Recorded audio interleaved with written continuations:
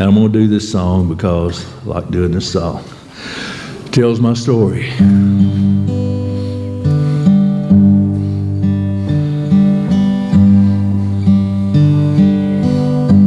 Like the prodigal son, I drifted in darkness, the clutches of Satan, they cling to my soul. My sins were so many, my burdens were heavy, but when I touched Jesus, He made me whole. I pressed through the crowd, reached out and touched Jesus. The sweet Holy Spirit came into my soul. I knew I was saved, my sins all forgiven. But when I touched Jesus, He made me whole. Like the woman who tried so many physicians, but when she touched Jesus, she was healed on that day. My sins were so many, my sickness was different, but when I touched Jesus, He washed them all away. I pressed through the crowd, reached out and touched Jesus. The sweet Holy Spirit came in. I knew I was sins all forgiven, but when I touched Jesus, He made me whole. I knew I was saved, my sins all forgiven. But when I touched Jesus, He made me whole.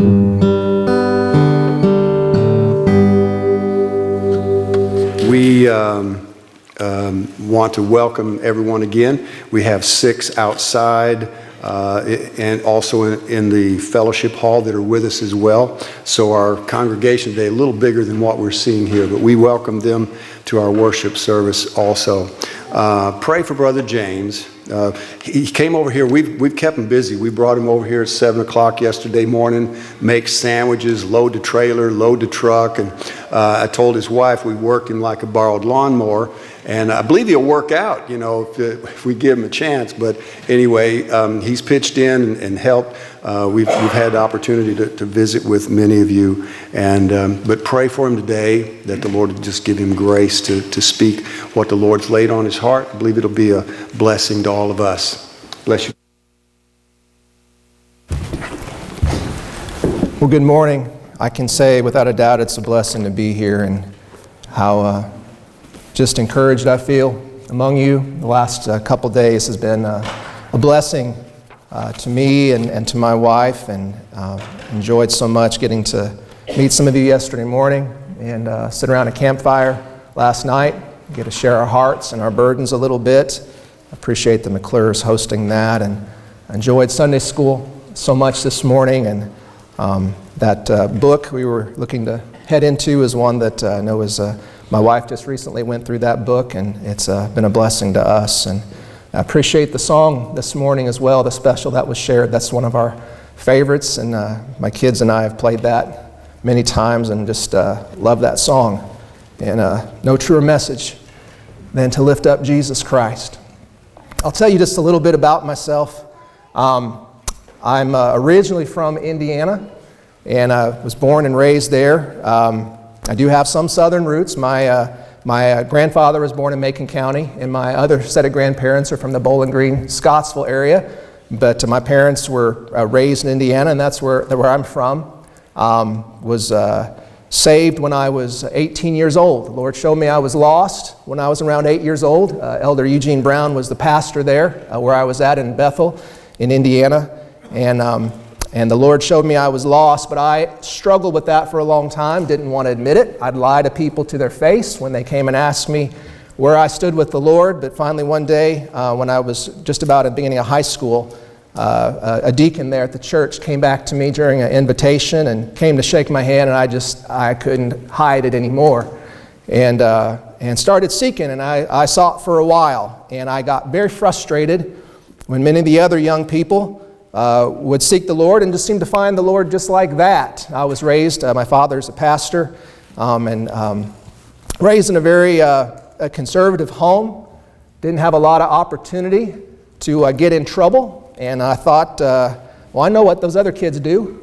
I don't do any of that, you know. And why is it I can't get saved, Lord? You know, and I'd go up, they could preach on tithing, give an invitation, and I'd come and I'd seek. That was me. But then I went off to college my freshman year, and I learned who I was, and that I was no better than any of them, that the same sin dwelt within me, that dwelt within them. And the Lord broke my heart that summer, and at a revival I sought the Lord, and He saved me. And shortly after that, I met my wife. The Lord had, she got saved after I did. She's the 14th child of 14. She was, as you can guess, Mary is short for Mary Catherine. You can figure the rest out. But she wasn't raised hearing the gospel, but the Lord worked in her life and allowed her to hear the message. And one day in her dorm room, before we ever met, she sought the Lord and found Him. She didn't even know what to call it. She just knew that for the first time in her life she felt forgiven. And she'd never experienced that. And through a series of connections, we met, and we were a group of us having dinner one night, and I noticed that before she ate, she bowed her head to pray. And I thought to myself, I got to get to know that girl. And so we got to know each other, and the Lord brought our lives together. And right after graduation, we visited some friends of ours who were doing mission work in Alaska, and came up to visit them, and came back home. People tease us, oh, you're going to Alaska? No, we're not going to Alaska. The Lord called me to preach beginning of the last semester of my senior year. So I was about 21 years old. And we went up there and visited, came back. I was invited to come back to preach a revival there at the mission work. And the Lord made it clear we were supposed to go. So we went up there, and the Lord just laid a burden on our heart for the young people in that work. And we couldn't shake it. We prayed about it for about a month or so and just couldn't get it off our hearts. And so we quit our jobs in Indiana, and we moved to Alaska.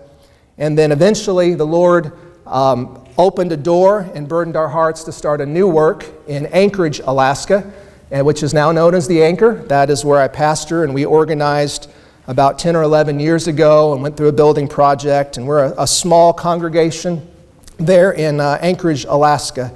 But we've been very blessed there in many ways. We have 4 children. The Lord blessed us with 4, and all 4 were born in Alaska.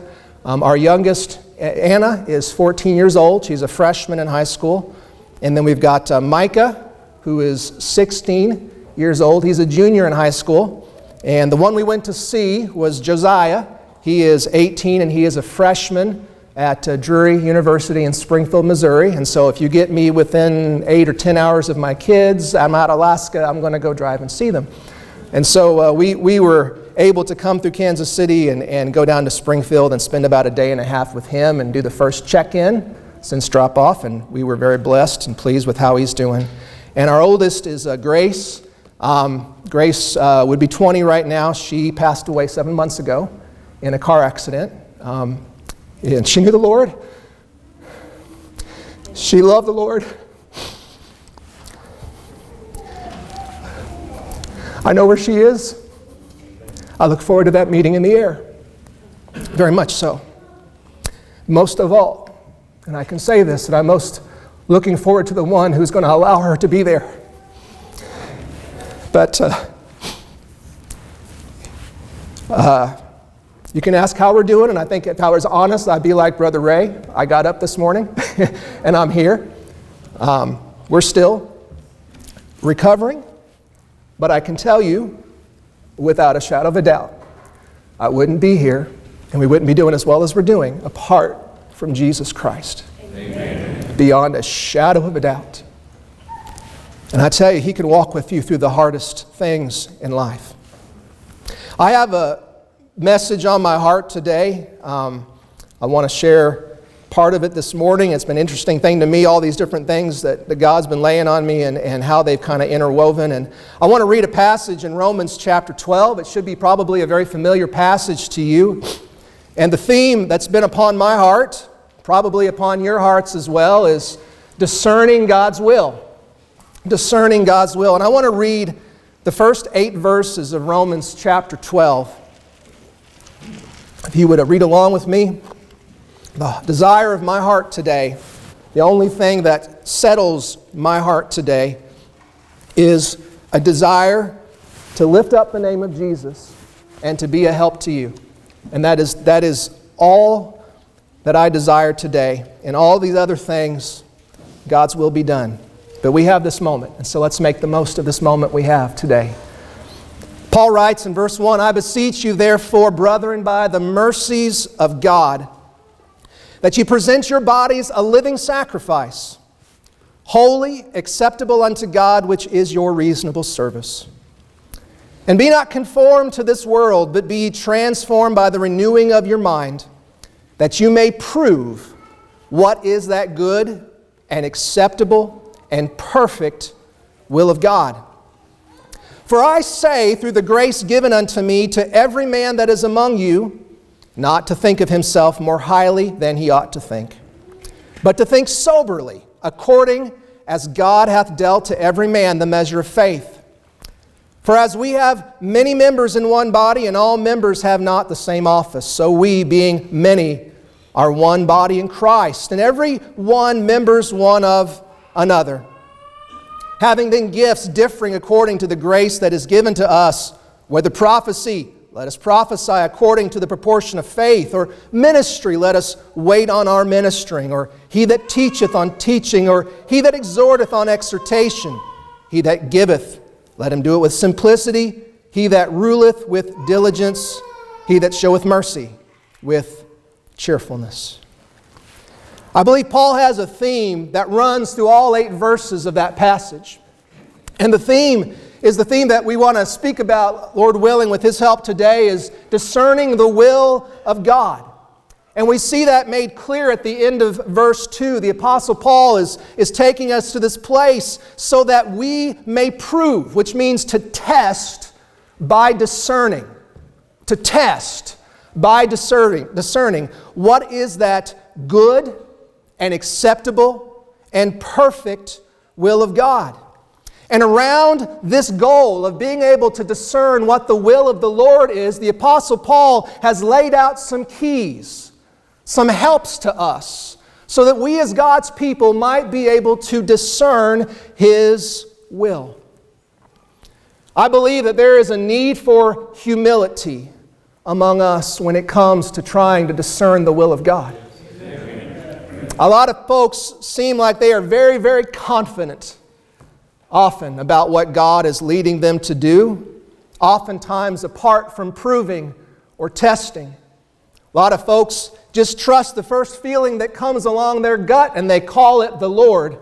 He gets blamed for a lot of things that are not His fault. Amen. But He's called His people those who would be spiritually mature to prove, to test, to see what is His good, acceptable, and perfect will. And the picture we see the Apostle Paul painting at the beginning of this passage in verse 1, which is where we want to focus today with God's help, is a picture of worship, a picture of sacrifice. He tells us in verse 1, he begs us to present our bodies a living sacrifice, holy, acceptable unto God, which is our reasonable service. That word service that is used there in the Greek is only used in the New Testament to describe the temple worship of the Jewish people. He's painting this picture of the Jewish people, the Levitical priests, going and placing an offering upon the altar. That's the way that word is being used there. And it makes sense in the context of going to the altar and laying something upon it. Now, the Jewish people, they offered many times animals. They slaughtered the animals. And it was a prefigure, a picture of the death that Jesus would die, the sacrifice that He would make in atonement for our sins. But the type of sacrifice here that we are making is not laying down our lives in the sense that we are a picture of the atonement, of the death of Jesus Christ. But what we are called to be in this context is a sacrifice of praise, not because of what He will do, which is what the Jews were doing, but because of what He has done for us. And not just a picture of the death, burial, and resurrection, but a picture of the life that Jesus gave you when He saved your soul. And you are responding to what He's done in you and laying down that life in the altar. In a nutshell, this passage is about offering pleasing worship by discerning God's will and throwing yourself into it. Discerning His will and throwing yourself into it. This is called our reasonable service or spiritual service. This is the true inner man worship of the heart toward God. And it is what is considered pleasing to Him, holy and acceptable. God desires your life to be surrendered to Him. And one of these keys to discerning the will of God, I believe, that He talks about in verse 2, and the first key, if we're going to discern what God would have us to do, is to surrender ourselves to Him. To lay it down before Him, that we might know what He would have us to do. When Samuel was a young man and he was being raised in the temple by Eli the priest, the Lord came and spoke to him. He thought it was Eli calling. He came and woke him up a couple times, and Eli said, "I didn't call you, go back to sleep." Well, finally, Eli figured after Samuel kept coming that the Lord was speaking to Samuel. And when Eli instructed Samuel before sending him back to bed, he told him, when the Lord is dealing with you like this, what I want you to say in Him is, "Speak, Lord, for your servant hears." You see what Eli was teaching Samuel?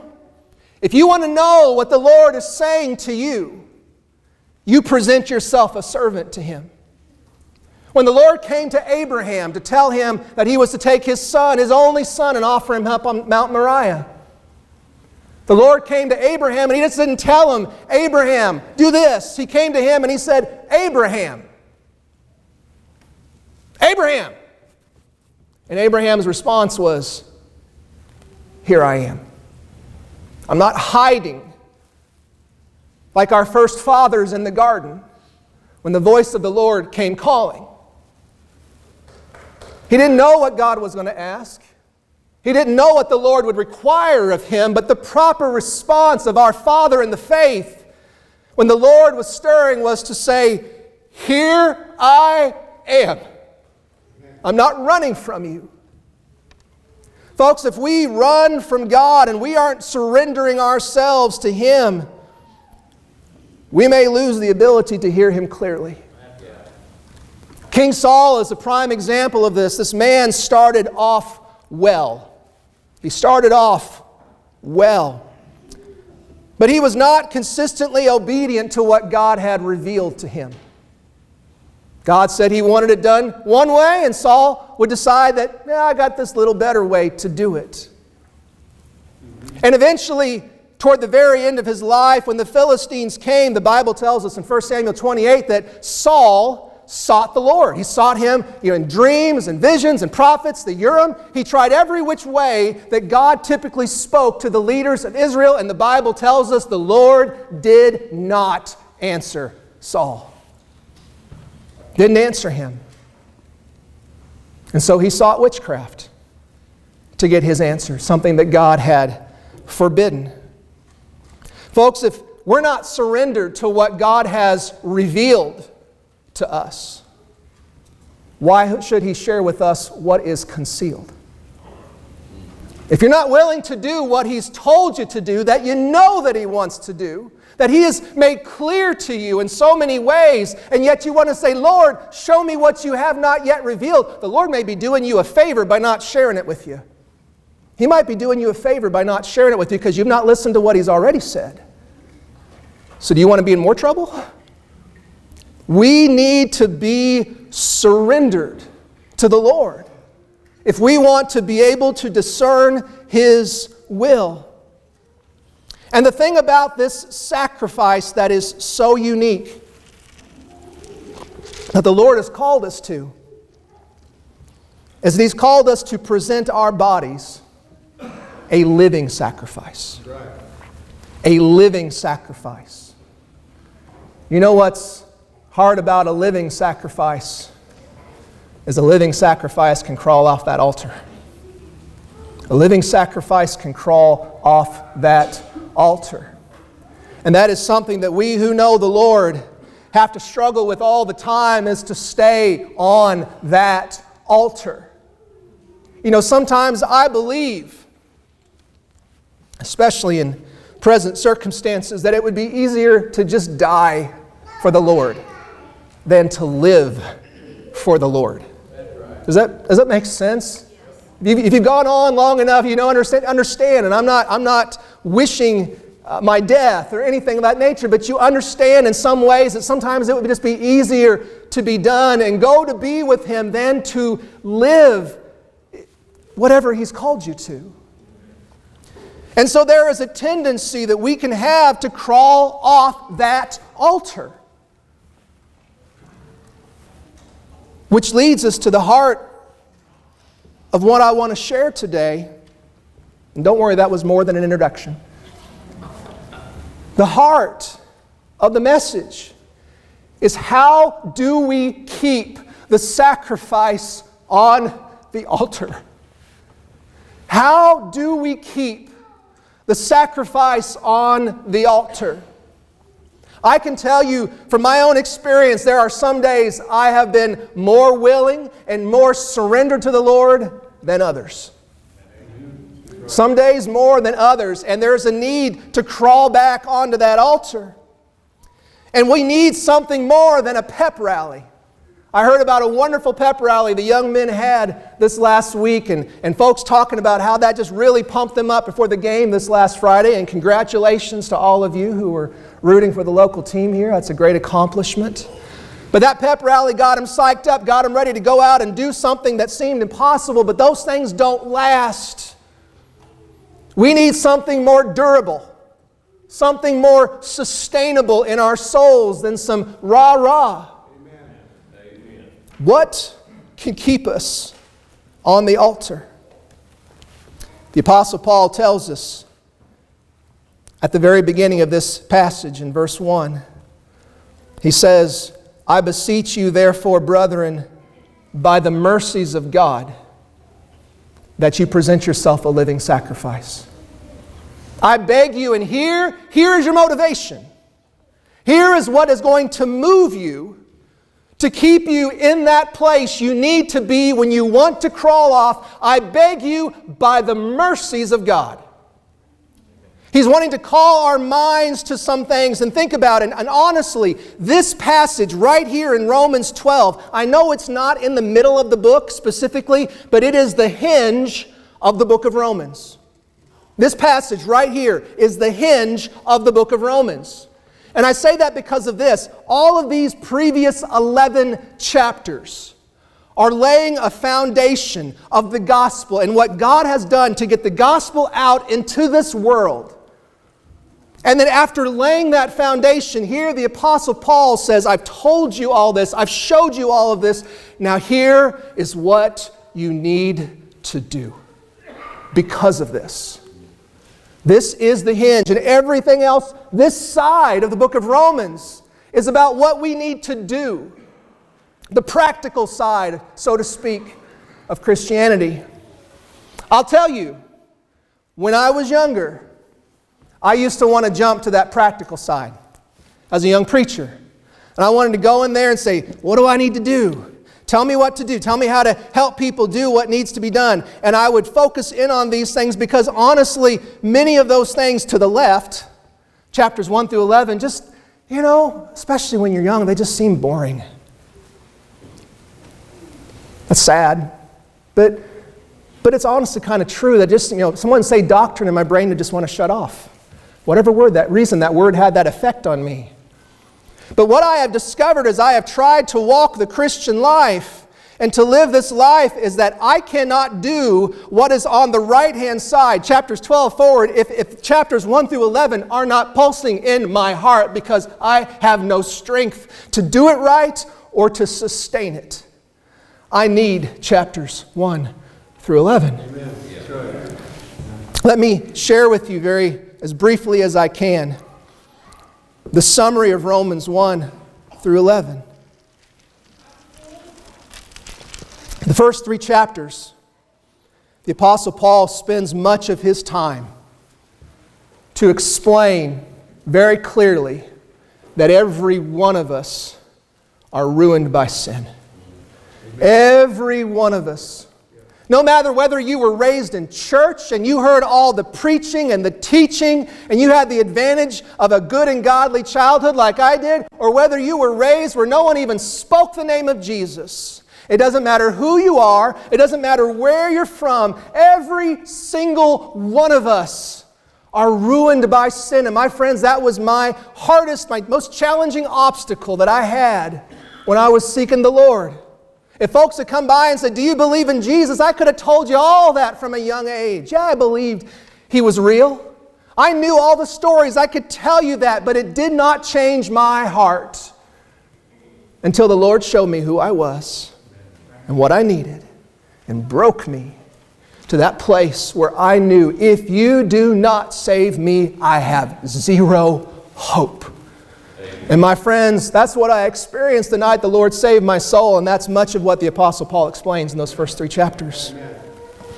But after taking us to the point to know our brokenness, he tells us at the very end of chapter 3 and into chapter 4 that there is hope. There is a righteousness. Yes, you are a ruined sinner, but you can have righteousness. You can have a purity. But it's not going to come by you just trying harder.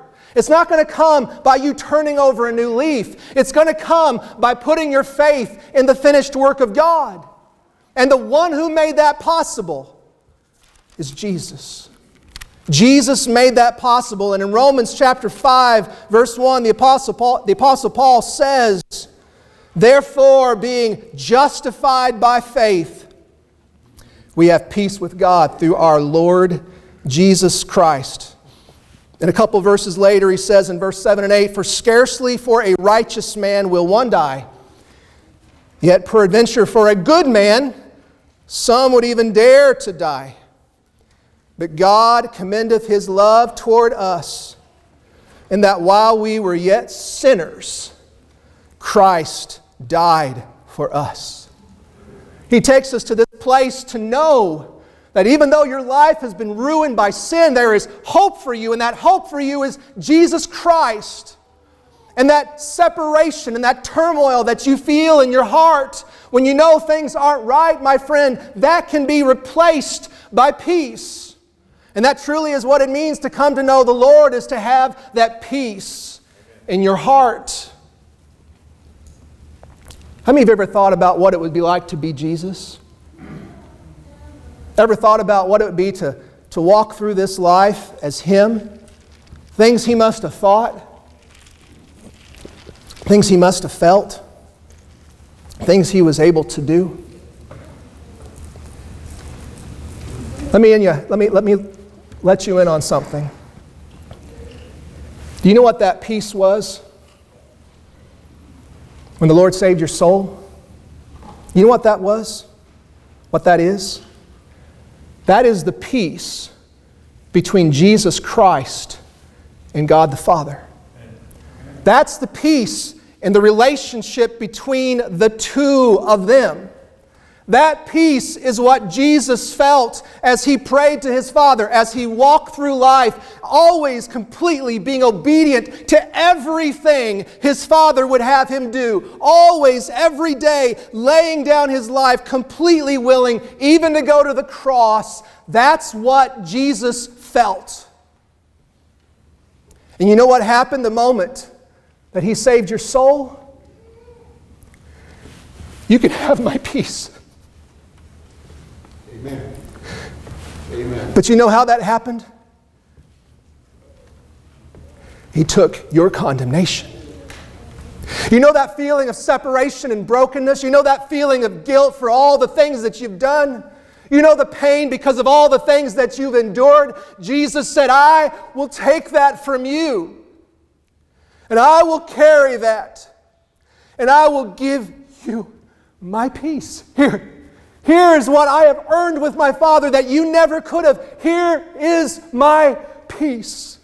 Amen. One of my favorite passages right now is in Isaiah 53, where it says, surely He has borne our griefs and carried our sorrows. Goes on and speaks about how He was pierced for our transgressions and crushed for our iniquities. What has been speaking to me so much lately is that He carried my grief. Even my grief, not just about the sins that I have done, but the sins that have been committed against me. He's borne my sorrows, not just because of the sin that I've created, but the sorrows that have come about because we live in a sin-cursed world. A week ago, Saturday, I was driving around in my truck around town and planting flags for our road rally for the church, something we've done routinely over the years, and it's a scavenger hunt. And nobody else can do it with me, or they can't play, because I know where all the flags are at. And so it can be kind of a lonely job, and to be honest, you know, sometimes when I get alone right now, those are the harder times. And as I was driving around town and listening to music and thinking, and I, of course, started crying and missing grace and feeling all those feelings that you feel. But I'll tell you something else that was even more real to me, was this passage right here. And knowing that all the sorrow and the hurt that I feel in my heart and that I'm carrying right now, He carried it first. He carried it first. He knew the pain. He understands that. And not only was He empathetic to be there with me, to say that He's a compassionate high priest, but He's the one who could get up and do something about it. And He's the one who went to the cross and made the way and allowed her to hear the gospel and allowed her to come to know Him and helped her to serve Him, so that when she was done, I believe I could feel in my heart the joy that He had with the life that she lived. But the pain, He carried it first. And I can tell you with all honesty that I rejoiced in my Lord that He would love me that much, that He would care that much about me and all that I would feel. And my friends, it's not just me and my cares and my burdens and my sorrows and my guilt and my shame, but it's that of the whole world. People say, well, how could a man carry the sin of the whole world? How could a man experience all that pain? My friends, he's more than a man. He's more than a man. And there is an infinite capacity in the heart of God to understand and to feel and to carry. If every life came from Him, He can pay the price for every life. And He has. Going on, Romans 6, Paul tells us that our salvation doesn't just have implications about what happened that day we were saved and what we sing about, what we're looking forward to, but it means something today. That we are to present our bodies and that we have life in Christ. We're dead to sin. We're alive in Christ. And in Romans chapter 7, he goes on and talks about that warfare that's inside of us. How there is an inner man that's been saved, that has the Spirit of God and has this desire to do what's right, but we have this flesh, this body that wants to go and follow sin. And these things fight back and forth. But Romans 8 takes us to this place where he says, look, this is not an even battle, because if you've been saved, you've got the Spirit of God in you. You've got the Spirit of God in you. And because of that, your flesh, even though it's broken and sinful and has temptations and we get complacent and lazy, by the help of the Spirit of God, we can overcome. And then he tells us that this road's not always going to be easy. That there are sufferings in this present time. Anybody who tells you that you get to be a Christian and all of a sudden life's just going to be easy if you're following God, my friends, that's a false gospel. It's a false gospel. There will be difficulty. There will be hard days. But we're told that the sufferings of this present time aren't even worth comparing to what is going to be revealed. And he tells us in Romans 8 and 28 that whatever happens in all things, God works it all for good to those who love Him. And then he goes into about 3 chapters where he speaks about Israel and he speaks about the Gentiles. He talks about how the Lord gave Israel His word, but Israel as a whole, as a people, were not obedient to God. And it would seem that when God had done so much for them, when God had made so many things real to them, and that didn't even work, that the whole people did not respond to Him and believe in Him and follow Him, but participated in crucifying Him, that it would seem that God's best efforts fall short. But He says, look, their rejection has turned into opportunity for you. Because of this, the gospel is going forth into the whole world. And God has taken what looked like a broken and wrecked and ruined path that would seem hopeless, and He has taken from that and exploded it into the opportunity for the entire world to know Jesus Christ. And as Paul gets to the very end of that section there in Romans chapter 11, he prays this prayer.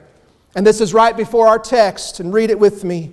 Romans 11, the Apostle Paul, I think in a sense, he just rejoices. He gets happy, if you will, as he looks back on all of these things that God has done and the way God has worked and woven things through the brokenness of history, through the brokenness and the failures of human life, through death and suffering and all of these things. But yet God has done this great thing in bringing Jesus and bringing the gospel into the world. He says, verse 33, "Oh, the depth of the riches, both of the wisdom and knowledge of God! How unsearchable are His judgments, and His ways past finding out. For who has known the mind of the Lord? Or who has been His counselor? Or who hath first given to Him, and it shall be recompensed unto Him again? For of Him, and through Him, and to Him are all things, to whom be glory forever. Amen." And he closes those first 11 chapters, and now he looks at these people and he says, "Now, I beg you, by the mercies of God, that you would take the life that He's given you and you would first just lay it down on the altar.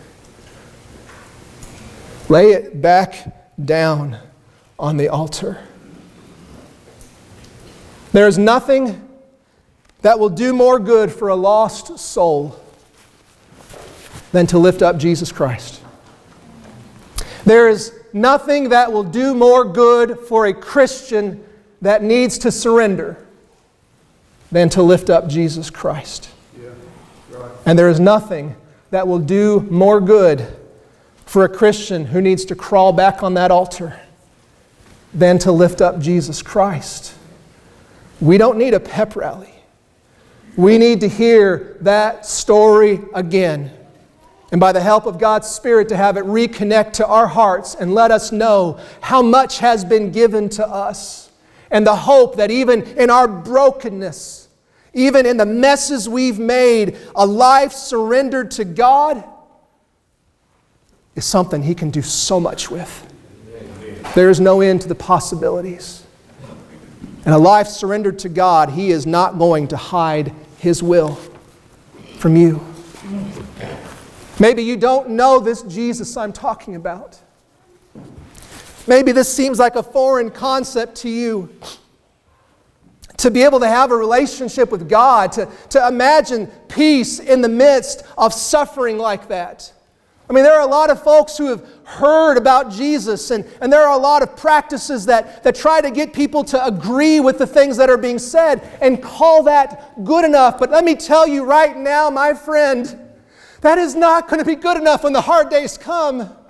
It's not going to be enough to hold you to Jesus. There are a lot of people that used to be Christians. But I'll tell you, those who know the Lord are held. Oh, we may squirm, and we may struggle, and we may rebel, but my friends, He's not going to let His own out of His hand. And He is enough. He is enough for everything. And if you don't know that Jesus,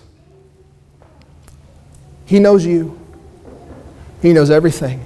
He knows your sin. He knows your brokenness. He knows why you're here today. He understands every thought, every fear.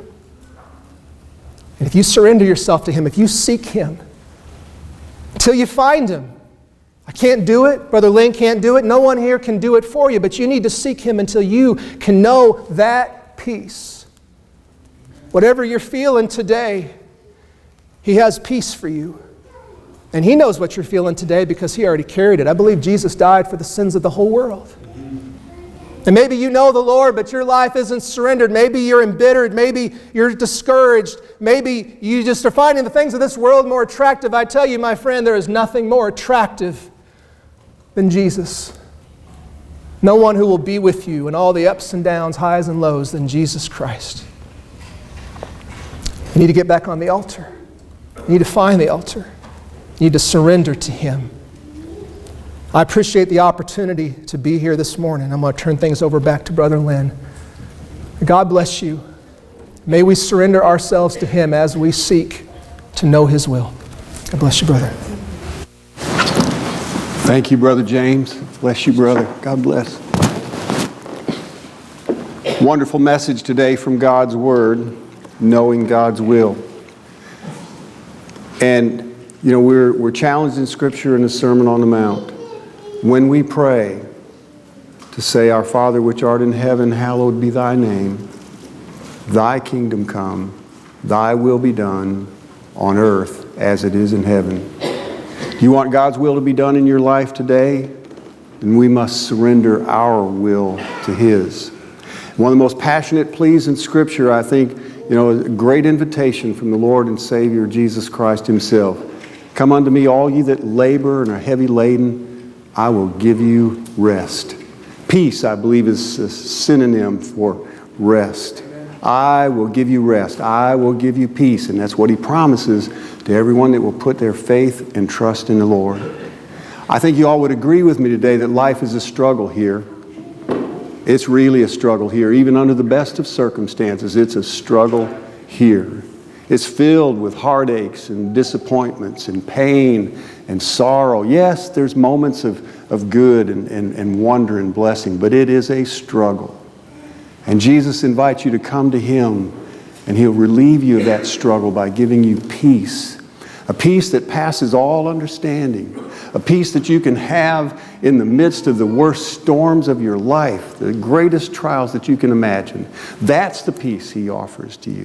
While we stand together for just a moment, Brian, if you have a song ready, we want to give you an invitation to seek the Lord. I don't know what God is doing in your life, troubling your heart, and that's how we know God's will when we're lost, is we feel pain and sorrow and separation in our heart. But that's how we know God's will too, when we come to Him and trust in Him. He takes the sorrow away and He puts peace in its place. We can, praise the Lord, know and discern God's will. Brother Smith began this morning by saying, I know I've got a home waiting for me in glory. And that's the hope that we have. That even in this struggle here, there's hope for lost sinners who put their faith and trust in the Lord. And you can know this peace. Might not be able to understand it and explain it and put it into words. And I've seen people struggle again and again and again trying to share what people have done, what the Lord has done in their life. That's because it's peace that passes understanding. It's joy that's inexpressible. God offers you peace today in Jesus Christ. We've heard a wonderful message of discerning God's will. If you want to know God's will for your life, Jesus said, come unto me. Come unto me, all you that labor and are heavy laden. Brian, what are we going to sing? Number 107.